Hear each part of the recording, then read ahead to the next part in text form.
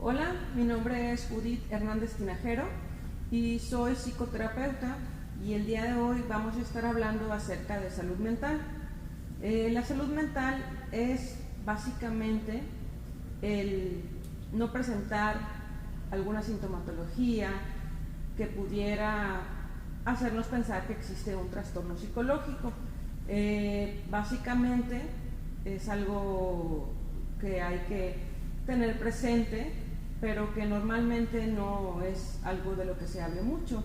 Es una cuestión que es importante tener en cuenta, sobre todo en esta época de confinamiento, debido a que, como un efecto del confinamiento y de la pandemia, se ha detectado un aumento en la incidencia en este tipo de trastornos mentales, sobre todo en niños y en adolescentes.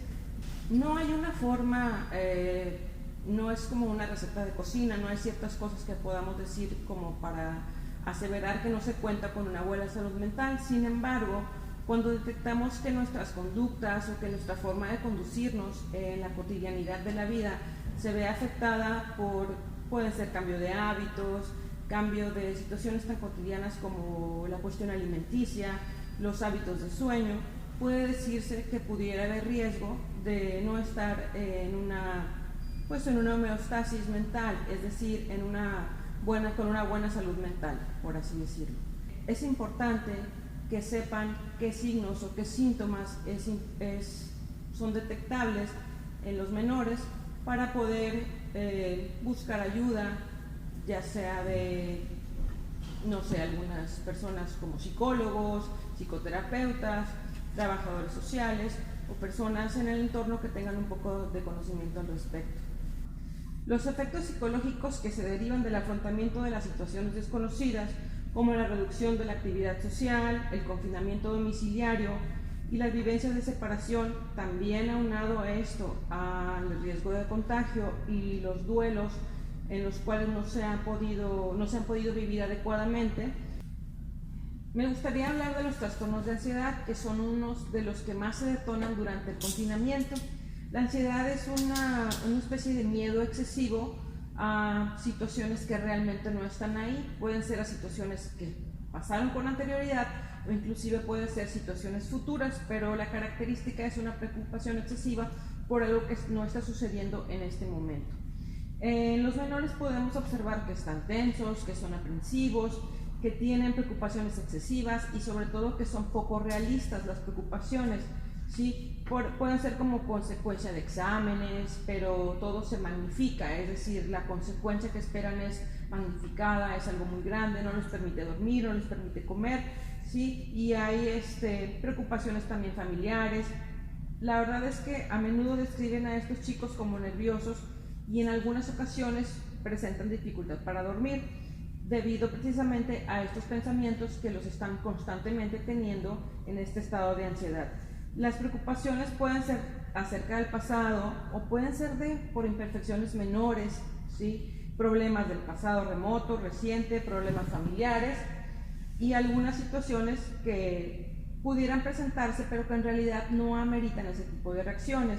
También les preocupa mucho los logros, la forma de ser eficientes, que se les compare con otros, las situaciones sociales, los logros académicos, y estas son situaciones tormentosas para ellos por no haber sido perfectos. Es decir, si por ejemplo sacaron un 8 y esperaban sacar un 10 y esto les preocupa de manera excesiva, pues ese puede ser un signo importante para detectar ansiedad en los menores. Como les digo, esta es una cuestión que hay que detectar de manera personal en casa, porque en el entorno escolar se detecta por medio de los profesores, por medio de los psicólogos escolares o por medio inclusive de los trabajadores sociales, pero en casa podemos observar este tipo de conductas: la preocupación excesiva, la falta de sueño, ¿sí? El cambio de hábitos alimenticios. Sobre todo es muy común ver que empiezan a comer un poco de más. No sé, la ansiedad en este tipo de casos se da, es la típica persona que termina de comer y inmediatamente después de terminar de comer ya está comiendo un pan o cacahuates o cosas así, entonces está comiendo constantemente alguna cosa, ¿sí? Para paliar la ansiedad. Otra cuestión importante a detectar son las quejas somáticas. El somatizar quiere decir que al no dejar salir la ansiedad por medio de la palabra o decirlo, ciertas manifestaciones, lo que se hace en este caso, completamente inconsciente, es tener manifestaciones fisiológicas. Son los típicos casos en los que se presenta gastritis, en los que duele la cabeza, en los que hay mareos, en los que existen vómitos, pero no hay una situación realmente física, o un examen médico confirma que no hay una situación física que esté detonando este tipo de reacciones. En ese caso también son producto de la ansiedad. Otro de los trastornos que han sido notados como con un mayor índice durante este confinamiento es el aumento de la depresión. La depresión no es sentirse triste por un rato y llorar y ya se me pasó y cuestiones de este tipo. La depresión implica algo todavía que va más allá. Es una sintomatología que abarca todos los ámbitos de la persona, es decir, vamos a notar cambios en todas las áreas. En el ámbito emocional vamos a encontrar que la persona pierde la capacidad de disfrutar, es decir, lo que le gustaba hacer, si tenía algún hobby o algún pasatiempo, ya no lo disfruta de la misma manera, inclusive deja de hacerlo. Si hay ausencia de interés, ya no le interesa lo que solía interesarle, ya no tiene esa capacidad de disfrutarlo. También hay muchos cambios bruscos de humor. Estos son simplemente eso, puedes pasar de la risa al llanto, del enojo a la risa, este tipo de situaciones como de ser muy voluble. También hay falta del sentido del humor, la persona siente que no tiene esperanzas en el futuro y sobre todo está muy irritable, ¿sí? Estos son principalmente los cambios que existen en las áreas del ámbito emocional. En el ámbito motor incluso, es decir, la forma en la que nos movemos constantemente, hay una especie de inexpresividad. Las personas, a lo mejor sus expresiones faciales no son tan pronunciadas, o probablemente no podamos saber cómo se están sintiendo, ya que eso también se ve afectado. Si hay letargo, quiere decir que la persona está cansada, está con somnolencia. Si durante el día hay mucho sueño y por la noche no pueden dormir, hay insomnio. También existen, los vemos que se mueven de manera un poco más lenta, ¿sí? Hay una falta de voluntad o de energía para reaccionar o para empezar a realizar algunas tareas.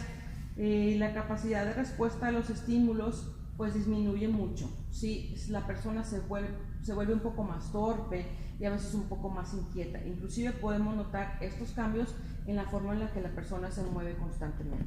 En cuestión a las habilidades cognitivas, las personas van a notar que su forma de pensar no sigue el mismo curso, es decir, si hay pérdida de memoria, son más pesimistas, se sienten desesperados, hay indecisión, sentimientos de culpa, baja autoestima y en algunas ocasiones ideación suicida. Esto quiere decir que las personas piensan constantemente en acabar con su vida pues sí, o en morir simplemente, aunque no sea una cuestión de tener un plan elaborado, simplemente con el hecho de pensarlo ya puntúa para que sea una sintomatología importante. También las competencias sociales se ven muy afectadas, la persona tiende a aislarse, aunque haya sido una persona que disfruta mucho de estar con sus amigos o el convivir o ese tipo de situaciones, la persona tiende a aislarse. También están las riñas, la desobediencia, las rabietas, puede haber consumo de alcohol, consumo de drogas, esto ya en una cuestión puramente de la conducta. Eso es algo más observable que lo que mencioné anteriormente, que es más que nada algo que la persona siente, y esto es algo que podemos observar. Puede haber pérdida de energía, sentimientos de fatiga, aumento o pérdida de peso, la persona tiende a comer más o inclusive tiende a dejar de comer, durante el día presenta demasiada somnolencia y durante la noche presenta insomnio. Finalmente me gustaría mencionar que debido a la pandemia y al confinamiento ha habido situaciones en las que desafortunadamente hay personas que han perdido a gente cercana, ya sean familiares, amigos, etc.